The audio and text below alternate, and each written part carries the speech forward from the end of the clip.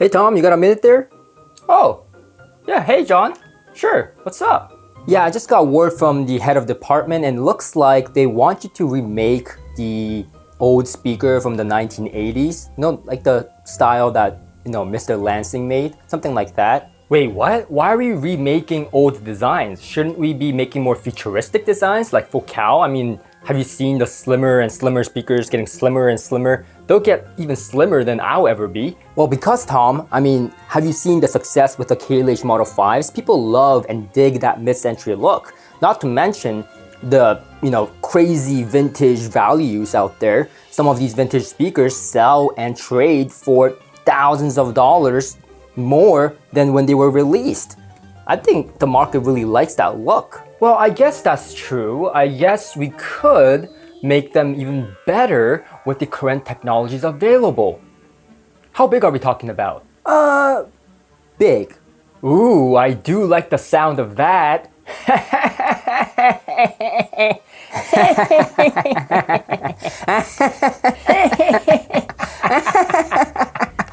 Wait, why are we doing the evil laugh?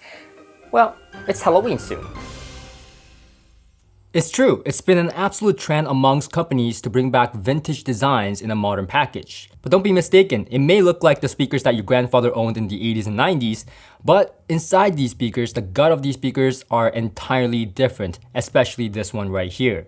It's really nothing like the past. Yes, speaker design fundamentals have largely not changed over the decades, however, transducer or driver quality has. And that's especially true for the Revival Audio Atlante 5s. Yes, on the outside, it gives homage to the beautiful craftsmanship of the 80s and 90s, giving that vintage, modern, mid-century look. However, the inside, the gut, the core of the speaker is really a masterpiece and a statement to the technology available today in 2023. And I'll go for us to say it may be the best bang for the buck loudspeaker you can get in 2023, depending on what you're exactly looking for in a loudspeaker, of course. But it's definitely a loudspeaker that will give a lot of high-end, expensive loudspeakers a run for their money. But keep in mind that best bang for the buck doesn't necessarily mean inexpensive. I mean, look at this thing. It's a three-way loudspeaker that's gigantic. It's not going to be inexpensive in the sense that it's going to be under $1,000 or $2,000 even.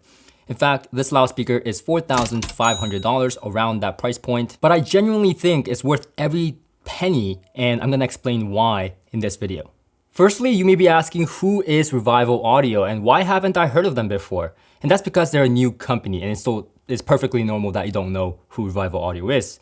But the company CTO and the designer of their loudspeaker is no stranger to the industry. In fact, he's been designing speakers for 4 decades, 40 years. His name is Daniel, and you may be actually familiar with some of the work that he's done before.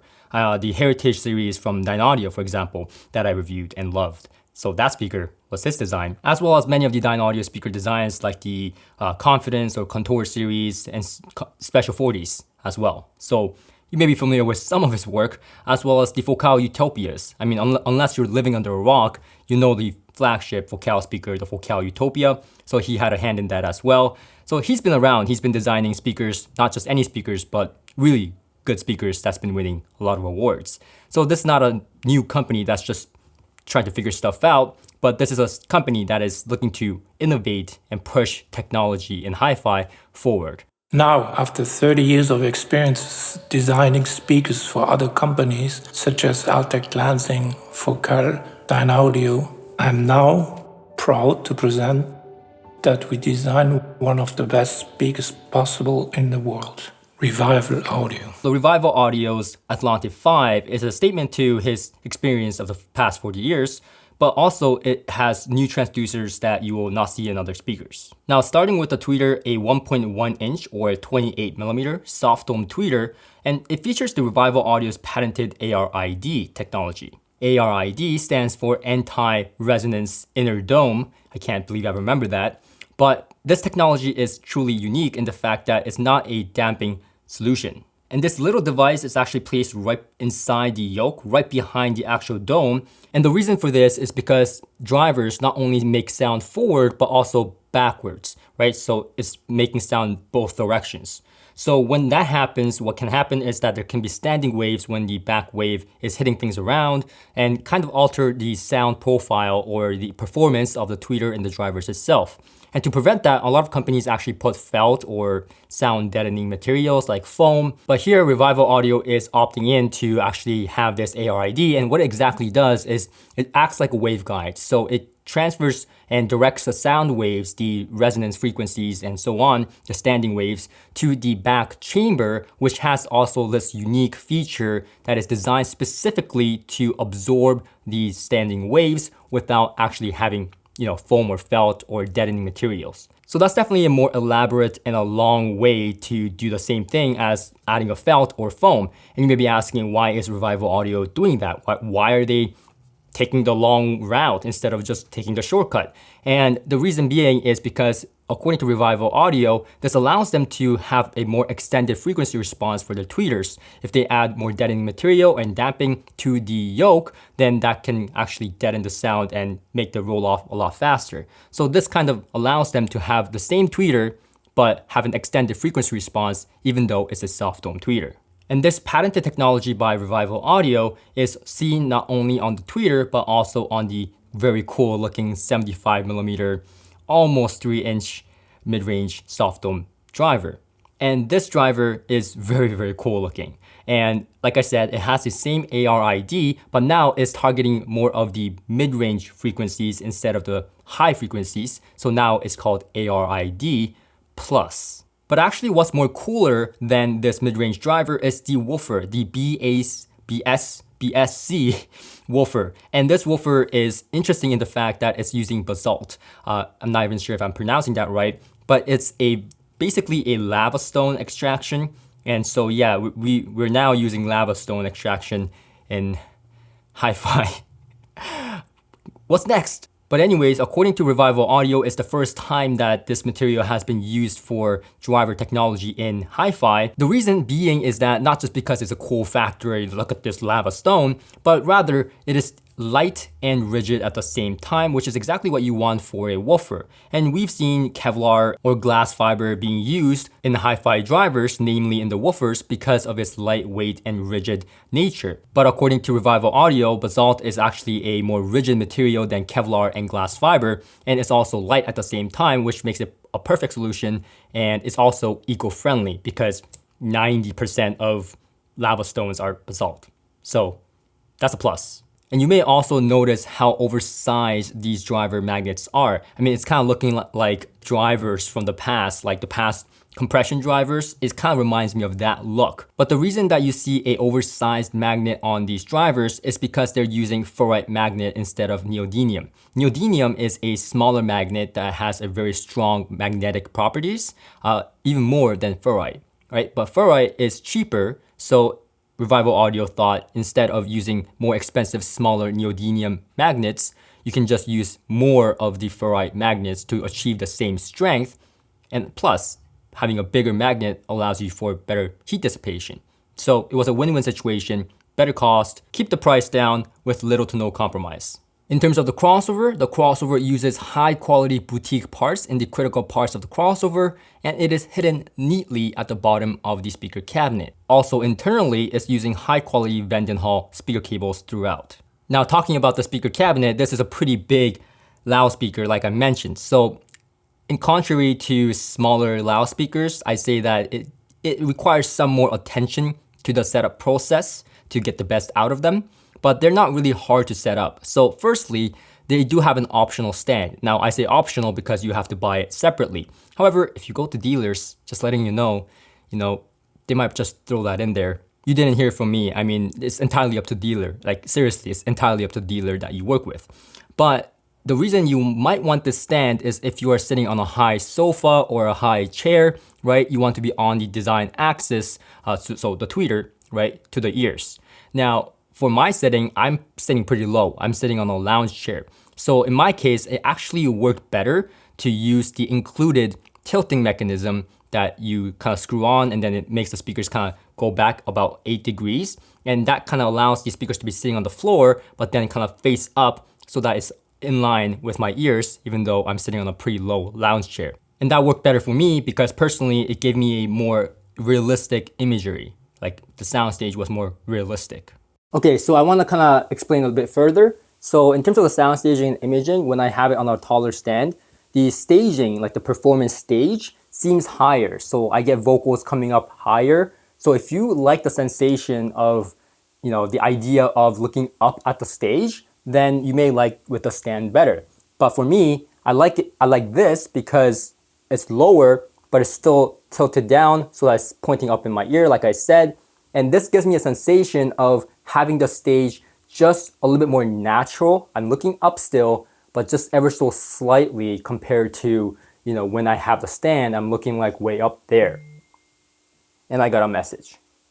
Perfect timing. Also, you will see 2 ports at the back of this loudspeaker. And the reason for this is because, of course, to get the speaker down to the lowest frequency possible, the speaker goes down to 28 Hertz. So it's almost a full range loudspeaker. This loudspeaker also has a really strong output into bass, right? So it's very strong, like just the way it looks. It has a 12-inch woofer. So it really smacks and really extends into low bass. So you might be a little bit overwhelmed when you put them in a smaller room if you have them really close to the back wall, for example, right? So it's for those case scenarios, you can plug one foam or both to kind of tame the bass. But for me, even though I'm in a smallish medium room, I never needed to use it. Now I do have the flexibility to pull these speakers out of the room, and I place them around 3 to 4 feet from the wall behind the speakers, and that kind of worked beautifully. I mean, the bass balance was absolutely perfect in my room. Now, I did experiment to push the speakers back closer and closer to the wall without the foam plug, just to see when is the point of breaking, right? When, in my room, when is the point where the speakers are like, no, we don't want to be this close to the wall. I'm gonna give you boomy ass bass. Well, it turns out I pushed it, and up to 2 feet from the wall behind it, no problem. But once past that, it gets a little bit boomy in my room. But it's gonna be dependent on your room. I would say that the speaker does shine when you pull them out a little bit and give it a little bit more space. And of course, I played around with toe-in as anyone should. Please play with toe-in. It really is a good tweak to do, right? Why not? It's free. So I placed these speakers and started tweaking it and, toeing it in. And ultimately, I found that just the slightest tiniest bit of toe-in made a big difference to these speakers, giving it a nice balance between sound staging and imaging. Now, for the keen eyes out there, you may also notice that I have these speakers tweeter and mid-range driver on the outside instead of on the inside. And that's because, according to Revival Audio, unless you have the speakers more than 3 meters apart, they do recommend having it on the outside so that you maximize the distance between the tweeter and the mid-range driver so that you have a more kind of a wider sweet spot. And even though I have the tweeters and the mid-range, placed on the outside because my room is not that big and 3 meter is just nowhere realistic, I still found the speakers to really kick ass in a small to medium-sized room like mine.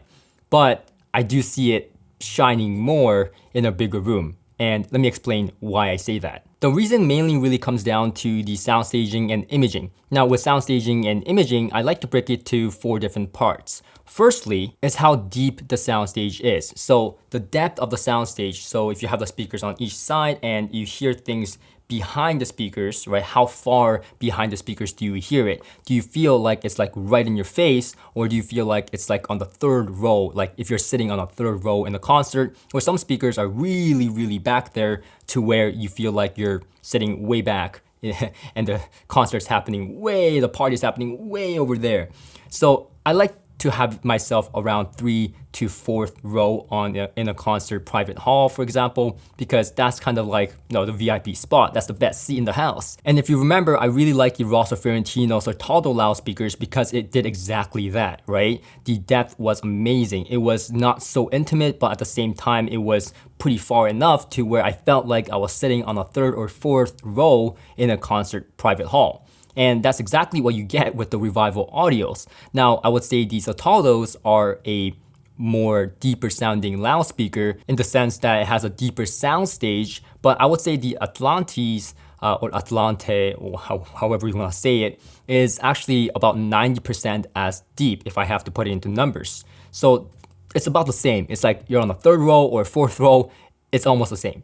So it's equally enjoyable in terms of the depth, and I'm quite impressed that a large loudspeaker like this is able to create that kind of deep soundstage in a smaller room like this. I feel like if it was in a bigger room, I'll get even a more deeper soundstage. Now the second is the width of the soundstage. So how wide does the soundstage go? Does it extend past where the speakers are placed, right? Do I hear stuff from the left of the left speaker or right of the right speaker? Or do I hear stuff like way past the wall boundaries? That kind of thing. And in that kind of regard, I think slim loudspeakers do better in a smaller room like mine. So for example, the Rosso Fiorentino, which is a slim loudspeaker, as well as the monoacoustic Platimon loudspeakers, which are two of the loudspeakers I consider to have a really wide and deep soundstage, is kind of more wide than the Atlante 5s here. Now keep in mind that these speakers are a more expensive loudspeaker, especially the Rosso Fiorentino at almost twice the price of the Atlante 5s. However, in terms of the width of the soundstage, really I have no complaints with the Atlante 5s. Yes, I feel like they will shine better in a bigger room in terms of the width and opening up in that soundstage. If you place these in a bigger room, you're gonna get a wider soundstage, no doubt. But even in a small room like this, I'm getting pretty adequate, pretty impressive width in soundstage than what I have hoped for such a large loudspeaker. Now the third is the center imaging. So voices coming down right down the middle. Sometimes you call it phantom imaging, right? So it feels like the speakers are not there and there's a voice coming right down the center as if there's a speaker in the center, right? So that kind of phenomenon is what makes stereo so interesting and lovely, because it feels like you're in the room with a singer on the third row, right? You're sitting in the third row in a private concert, your favorite artist is singing. But depending on what you are exactly looking for in terms of pinpoint accuracy, in terms of that imagery, right, you might want to have it so that the singer is very, very focused and you know exactly where she's standing, what platform she's standing on, and how high her voice is and all that kind of stuff. So in terms of that like real focus, the sharpness of the image, I would say that the Atlante 5s are a little bit on the softer side in comparison to something like the Rosso Fiorentino again, or the monoacoustic Platimons. But don't be mistaken, it's not soft in the sense that it's like kind of like, oh, where is the singer? No, you still get pinpoint accuracy, you know where the singer is. However, it's a little bit more diffused. So it sounds actually a little bit more natural, because when it comes to hi-fi loudspeakers, sometimes I get too pinpoint of an accuracy, right? So that it feels a little bit lean. It feels like the vocals are too focused, if there's such a thing, right? Whereas with the Atlante 5's imagery, I find it more natural, more like real to life. If I was in a concert, like that's kind of like the sound I would hear. Now lastly, the last thing I look for in terms of sound staging and imagery is the side imaging. So what do I mean by that? So when you have a sound staging, right, the stage of the performance that's happening, you want to know where the guitars are, right? If the guitar is on the left, a little bit far back, then you want to know exactly where that guitar is playing, instead of having it all cluttered and not separated properly so that it's all coming at you at the same time. And it's a whole mess of a situation where you really can't depict where the performance is happening. It's just an unnatural feeling, and that's when you know you're listening to a speaker and the illusion kind of disappears. So for me, side imaging is one of the most important things, if not the most important in terms of imaging. And the Atlante 5s are right up there with the Rosso Fiorentino again, or the monoacoustic Platimons. And those speakers are really monsters at side imaging. I mean, they're just monsters in terms of imaging in general, but side imaging is really good on those loudspeakers, and the Atlante 5s are equally as good. Yes, it's still that kind of diffused imagery, a little bit more softer imagery than the Platimons or the Rosso Fiorentinos.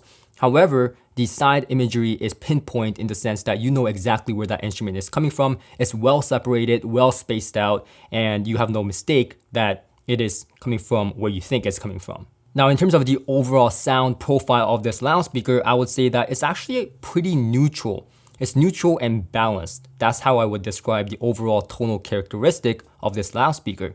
Now, starting with the bass is strong, like I mentioned. It extends deep. I mean, it is a pretty big loudspeaker with a 12-inch woofer. It really extends low, and I would say most of us wouldn't need a subwoofer with a loudspeaker like this. But it's not just an amount, it's not like just the quantity of bass that counts, it's also the quality of bass that counts. And when it comes to this loudspeaker, the Atlante 5s, I mean, the control of that 12-inch woofer is really well done. And it extends low, but at the same time, you hear the nuance and the textures in the bass that you really wouldn't hear from a lot of loudspeakers out there at this price point. So that's kind of the impressive, right off the bat kind of, thing that you hear with this loudspeaker is the impressive deep bass. Now, in terms of a quick comparison and contrast, the Q Acoustic Concept 300, which is a stand mount speaker in a similar price category, or a similar sized loudspeaker like the Tecton Double Impact, I would say the Atlante 5s have more bass extension, texture, and overall better bass quality, in my opinion, in terms of extension than these two loudspeakers. And more impressively, it moves a lot of air. Because of that gigantic 12-inch driver, you really feel the air and the scale. So sometimes audiophiles say no displacement for replacement. And that's particularly true in this case. Yes, I have seen large woofers that really don't move and create air, but in this case, the Atlante 5s really do pressurize the room, really gives that, kind of pressure and air that's moving. So you really do feel the bass. And so if you are someone that loves bass and loves to feel bass in the chest and in the body, then the Atlante 5s do provide that air in the bass kind of feel. In fact, it is very similar to how I described the Cornwall 4 loudspeakers when I reviewed them in terms of how the air was moved with those gigantic drivers. However, in terms of that mid-bass punch, the visceral, impactful, like the punchy mid-bass that I personally like, it doesn't have that kind of dynamic impact on the Atlante 5s. In terms of that, I would say the double impacts from Tecton or even the Kalish Model 5 has a more visceral mid-bass punch. The Atlante 5s do have a similar kind of amount of bass punch as something like the Klipsch Cornwall 4s or even the Rosso Fiorentino Sotaldo loudspeakers, for example. So not the most visceral, but certainly enough to live with, unless you're someone that needs to be punched in the face with mid-bass every single time. Now, in terms of the mid-range, I absolutely love the mid-range of this loudspeaker. That's majority of what we listen to is the mid-range. The vocals, the guitars, the instruments, that's usually majority in the mid-range. And so mid-range on a loudspeaker is very important, and the Atlante 5s do provide a very balanced, neutral sounding mid-range while being clear sounding and very transparent. It's extremely clear and transparent, but it's not lean sounding. It's actually a lot of authority and kind of that visceralness in the mid-range to where you really feel like it's fleshed out and it's a very natural sound, at least for me. And I think it's worth mentioning that it's a very refined mid-range where you hear the nuances to where you hear the breath of the singers, right? You hear that detail, you hear all the details, but in a softer, non-offensive way. So it's not as sharp as, let's say, a Focal or Magical loudspeakers, nowhere near as that sharp, or monoacoustic, Platimons, for example. However, it does have that Rosso Fiorentino kind of softness in the mid-range that is easy to listen to, but also you get all the details in the world, the nuances, the breath of the singers, you hear all of that. Like I was playing this track right here, right? And it's one of my favorite tracks when it comes to vocals, very beautiful vocals. And when you hear this track by Vienna Tang, I mean, it's just mesmerizing. You hear all the breath that she's taking, and it feels like I'm sitting down and having a private concert with Vienna Tang singing right in my room. It's an uncanny experience. It's an illusion that you just don't want to escape from. And personally for me, what I love about the Revival Audio Atlante 5s is that when I start cranking them up to higher volumes, I still retain that refinement and the qualities I talked about in the mid-range. It doesn't start to fall apart like some other speakers do. And when I say fall apart, what I mean by that is when you start cranking up to kind of jam out, and then some frequencies are piercing your ears, so you're turning it down constantly, right? Up and down, up and down. We've all done that before with speakers, and that doesn't happen with the Atlante 5s. When I start cranking the Atlante 5s, it only gets louder. And I play the speaker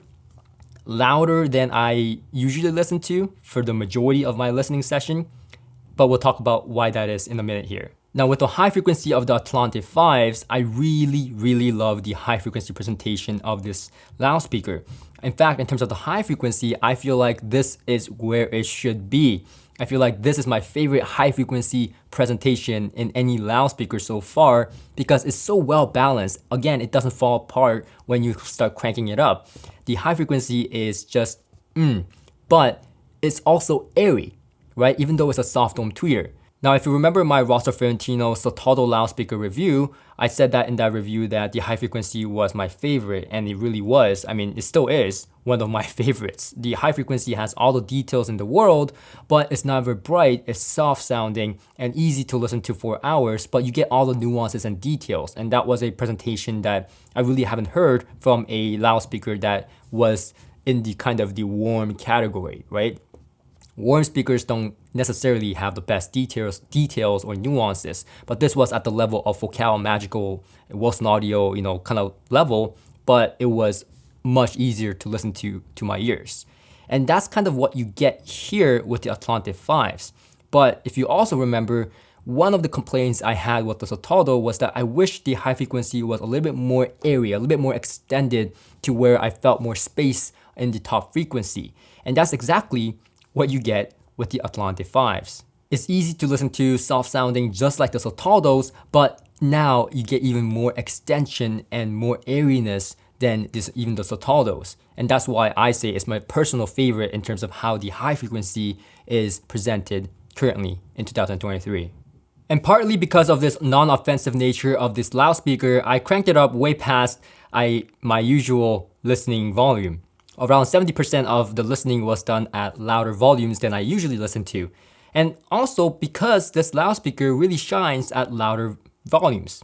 Like medium to loud volumes is where this speaker is really good. Now with that being said, it really wouldn't be my first choice when I'm picking a speaker for low volume listening sessions. I feel like the speakers like monoacoustic Platimons are better for low listening volumes. I mean, these Atlante 5s really get better and better when I crank them up. I mean, they really would be my choice for rock and roll loudspeakers. I mean, I would choose these speakers over like the Klipsch Heritage loudspeakers even for that rock and roll, mainly because of the balanced nature and the balanced nature at higher volumes and that kind of refinement that's retained even at higher volumes. In terms of gear matching, I don't find the Atlante 5 speakers to be a difficult speaker for the amplifiers to drive, despite it being a nominal 4 ohm speaker, since its sensitivity is 89 dB and lowest impedance point is only 3.2 ohms. However, I did find that the Atlante 5s do scale like crazy. Like, I'm still in the process of seeing how much better this loudspeaker can be. Like, every single time it gets better and better and better. Like, for example, I changed my streamer from the Eversolo DMP A6 that I reviewed, which was a really nice budget streamer, but I had something that is high-end, the Orender N20 that just came in for my review. And I decided to plug it in, and the moment I plugged it in, it was like, GG, like, game over. Like, the amount of sound staging and imagery, the refinement, the overall things that the Atlante 5s are already good at, and the things that it just took it to a different level, different dimension. And so every single time I change a different DACs, right, change to different stuff, I hear the difference evidently with this loudspeaker and just keep scaling. The more I give this loudspeaker, the better gear I put behind this loudspeaker, the better it sounds every single time. So yes, the Atlante 5s will definitely benefit from your future upgrades that you do to your system or may do to your system. Atlante 5s are not difficult to drive like I mentioned. It can even be driven with low-powered integrated amplifier like my Brunico Terra integrated amplifier. And it sounds good, sounds absolutely wonderful, but I feel like it kind of loses that balance with the Brunico because Brunico has also that distinctive sound nature that really takes over if you plug it in. So I mainly used this speaker with the AGD monoblock, the Audience. And this won the award for 2023 for my, pick-in amplifier for 2023. And I said that in that review that amplifier was one of two, best amplifiers I've heard to date. And really, when you plug it with the Atlante 5s, it's just glorious. The balance is retained, the extra refinement brought to the table, the sound staging, the imagery.